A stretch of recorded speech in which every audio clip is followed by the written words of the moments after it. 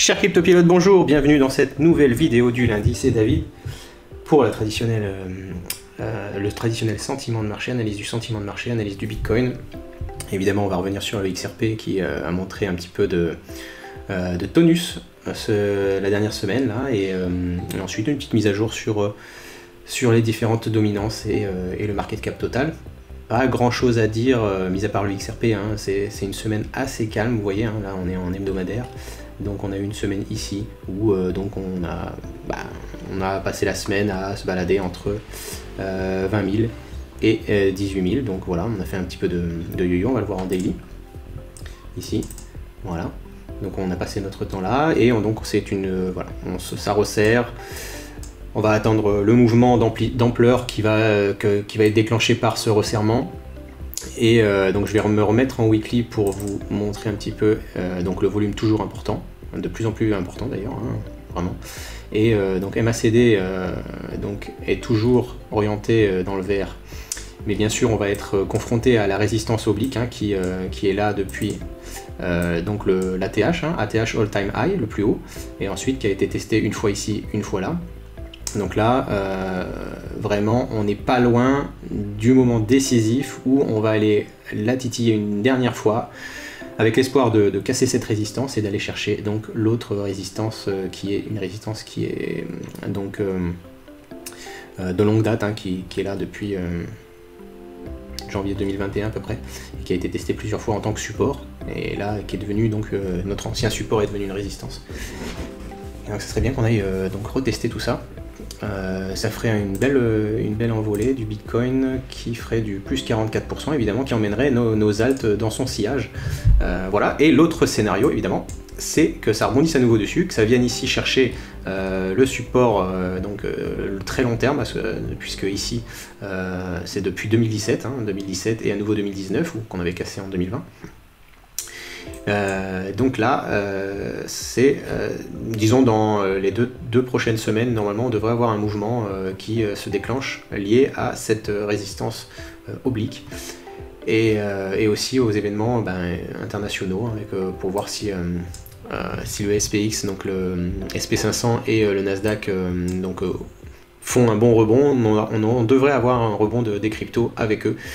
Malheureusement, donc là ils sont actuellement sur un support, malheureusement si ce support ne tient pas, avec une mauvaise nouvelle venant d'Europe par exemple, eh bien on devrait suivre la tendance des bourses internationales et à ce moment-là rebondir sur cette résistance oblique et aller chercher plus bas. Voilà, ça c'est vraiment c'est deux choses qui vont à mon avis accoucher d'ici les 15 prochains jours, hein, voire même peut-être avant. Donc je reviens sur MACD, ok, et puis donc le RSI aussi, hein, on attend de voir si on vient retester le support ici ou si on casse cette résistance pour aller écoutez, faire un beau rebond, ça serait bien. Mais voilà, c'est en train de... il y a la maturation qui prend forme et on devrait avoir un mouvement très rapide sur les cryptos avec donc un mouvement d'ampleur. Voilà pour le Bitcoin. On va donc jeter un œil au XRP dont j'en avais parlé dans différentes vidéos.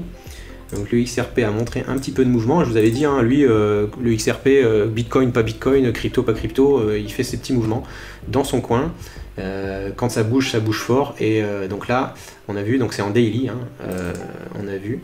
Donc hop, je dézoome.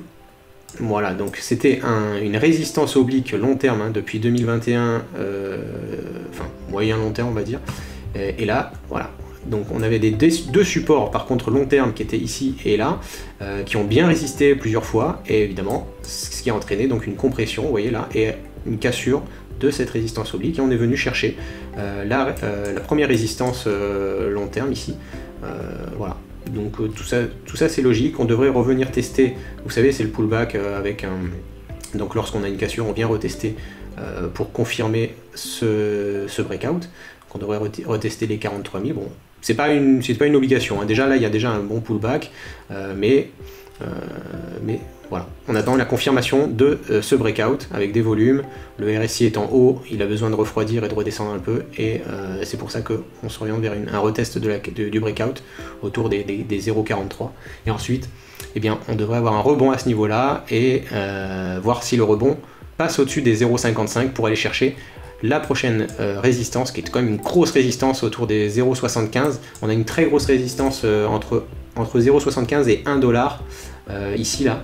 Voilà, là il va y avoir, si vraiment le XRP a des bonnes nouvelles de son procès, on devrait avoir un moment assez décisif à ces niveaux-là. Soit vraiment le procès sort très victorieux pour le Ripple et le XRP, et de bonnes nouvelles avec, et à ce moment-là on va pulvériser ça, mais on verra ça plus tard. Voilà, donc le XRP USDT, ensuite j'avais mis le XRP en... donc c'est la dominance, donc vous voyez, hein, la dominance, boum. Je crois que c'était lundi dernier, j'en avais parlé, et ben voilà, c'était le 16 septembre, ben non, j'en avais peut-être pas parlé, mais ça avait commencé peut-être.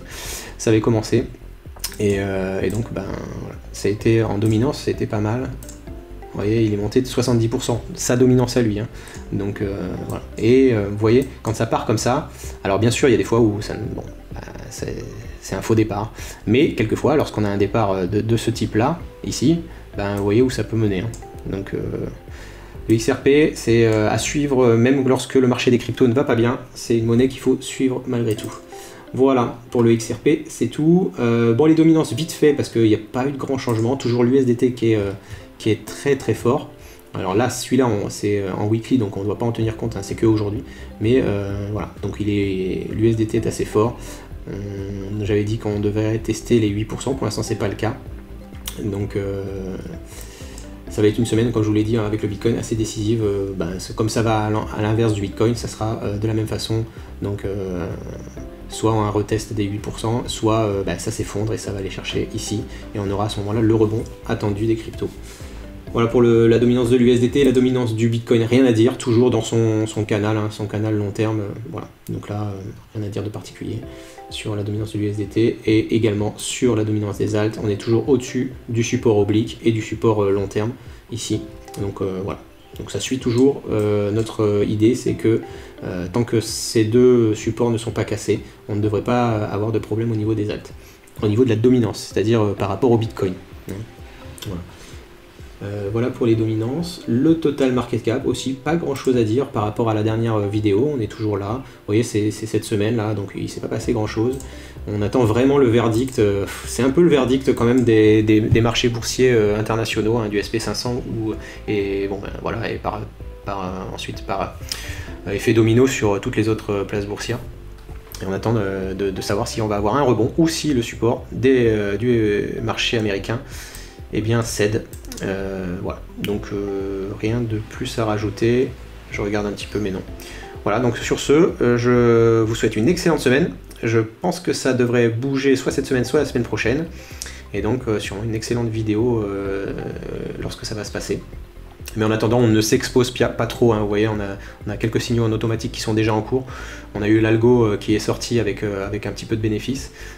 Voilà, donc on ne s'expose pas trop tant qu'on n'a pas eu le signal de renversement de tendance avéré. Voilà tout. Bonne semaine à tous, à lundi prochain. Au revoir.